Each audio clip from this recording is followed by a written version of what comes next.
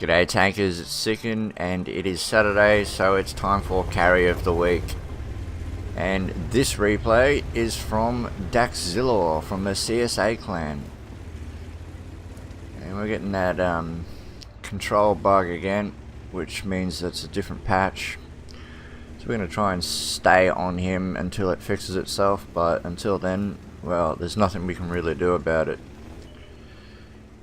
So we find ourselves on Lakeville, and Dakillzor is in his Carnarvon, which is the tier 8 non-premium tank from the British heavy tank line. And as you can see, well, the patch difference is really screwing up this replay. It's only a micro patch, but yeah, he has his lightning camo on, so he was very successful in one of the last campaigns. He's going to go down this 2 line on Lakeville, which is not recommended if they have artillery. They don't have artillery, so Dakillzor is going to exploit that to all benefit. Oh, gets a very lucky shot. In fact, it wasn't where he aimed, so that was a cervical reticle in play there. And you can see he hits a fuel tank in the front of that 430U. This is a tier 10 game, and he is in his Carnarvon, which is at tier 8. If you may have noticed already, he hits the fuel tank again and sets him on fire. That is a tier 10 tank with one of the most trolliest armors going around, and he has made him look stupid. Goes for the weak point on the 268, doesn't quite work out for him. It's not the easiest thing to hit. He hits the back of the 704, not a bad shot. He's going to try and go through the front here with AP. It misses, so it doesn't really matter.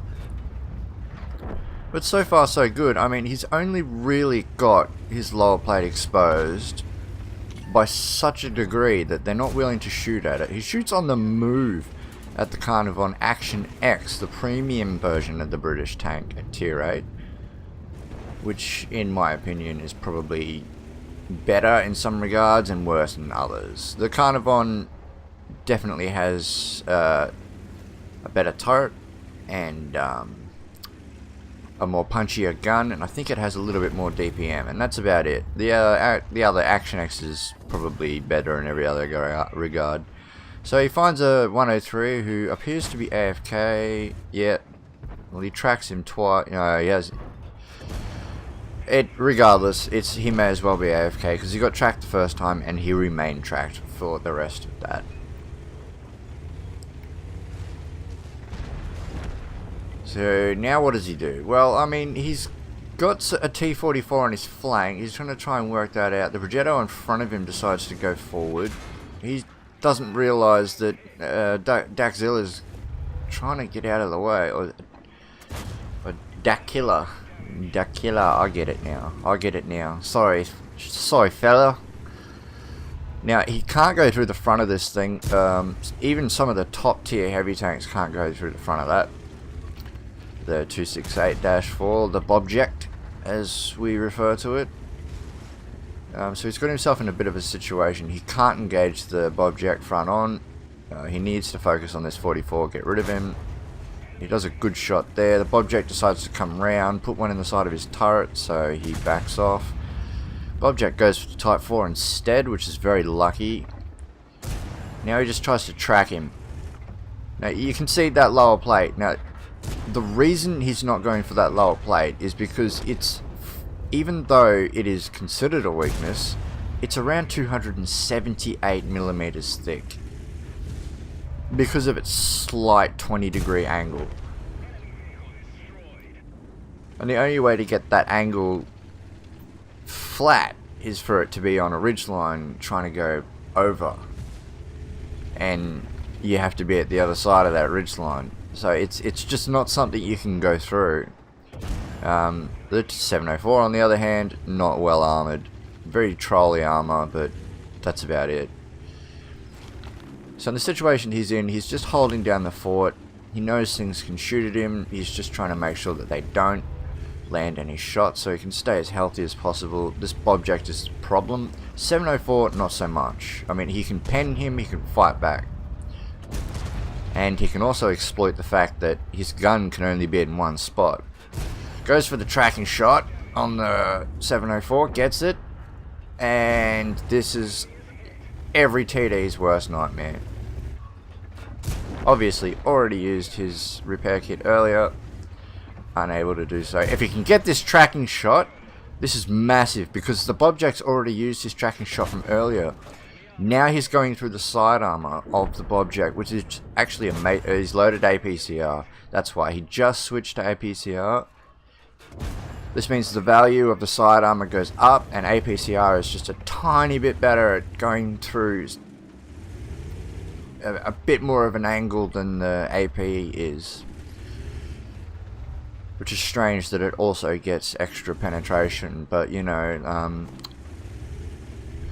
I'm not starting any fires.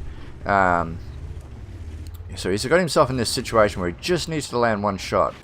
But like I said, the problem is if that Bobjack is front on, he can't pen him. It's almost impossible. So he needs to bide his time, work a way around this situation. First of all, get rid of this E1. If he can track him, he can control the situation. He tracks him, pushes forward, and he had to push forward because the Bobjack was right on his tail. Here's his shot, there's the shot, lands it. Now this ELC, the ELC can definitely outmaneuver him, but in this position, where he is located, he can't. And there's the clip. The ELC has a clip, so he has to reload and he has to back off. Dak is in a real big problem. The Samoa's reloading and has actually got his priorities in a different direction, so Dak is free to just waltz over to this ELC now, and he's going to go the safe direction, which in my opinion is a very good move. I would have gone straight. I would have tried to use the hills on the left hand side. Waits for the ELC. He's unlit. The ELC can't pen him. Even his lower plate from the front. He has to get the side. And he wasn't able to do so. So this game is even. And Dak is sitting on almost 7,000 damage. There's a Samoa. He's got APCR loaded because he can't take the risk. His normal rounds won't go through the hull, but his APCR will. If he was to use normal rounds, he's only got 2 of those left, by the way. He would need to pen the turret. The Samoa's turret is its only weakness, really, from the front, without using gold. There are shoutouts in the chat from the T95 to Cap. And Dak decides that's actually not a bad idea. In fact, it's good bait. We're going to use that against them and bring them in. Because the T50, the Skoda T50 is a tier 9. Has the flank, and the T95 has the other flank. So if they want to reset this cap, they have to go through either one of them. Or better yet, they go straight through the middle and they get absolutely ambushed. So Dak lines himself up with this bush and the dead tank of the T44. He sees the mouse.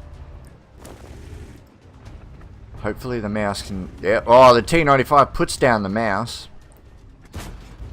Ooh. APCR doesn't go through the side of the IS-7. Trolley IS-7 armor. That was a good shot. He's running out of ammo. And that wasn't the best of shots, but as you know, he's trying to work with the servo reticle here. You know, sometimes it's better to take the shot than it is to not. Even if it might miss. Takes a shot at the T44 and it was good and then it wasn't. The T44 moved his armor at the right time. He's trying to get involved here. He's got the cap pressure. But right through the bottom plate of the IS-7. So that is all of his APCR rounds. There's an AP round into the T44's turret. And he puts him down into the side of the T44. Now he's just down to HE. And that IS-7 is down and that is it. I cannot believe that just went down to that close. That's incredible. What a great game by Dak.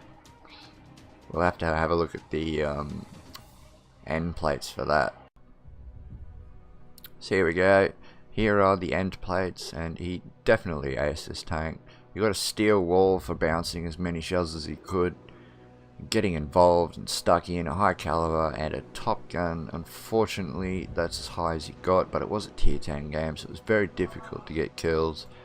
When it comes to damage, he done 8,235 in a tier 10 game, outdoing his T95 counterpart by almost 5,000. Like, he carried this game from tier 8. That's an impressive effort. And in experience wise, he got 2,512. It's just incredible. It's such a good game, Dax. Unfortunately, yeah, that gun, at the speed it fires, you really have to be careful, because when you do decide to fire APCR, it does become quite expensive to run. And unfortunately, this is one of those situations where you're not really going to fire that many rounds, but this game here was one of those situations where it came down to every shell that he had, and he ran the emergency 5 HE shells, which in most tanks you should take always, for resetting cap, penning artillery, some artillery, and low tier tank destroyers definitely. So the magic number that will appear on his account, if this is not already his best game ever, will be 3,768, which is a massive number. Still not the highest I've ever seen, but it's definitely up there with something that's going to be hard to beat. So yeah, that was Dakillzor in his Carnarvon tier 8 British heavy tank. And yeah, congratulations, that was just brilliant to watch. I've been Second, thanks for watching, and I'll see you next week.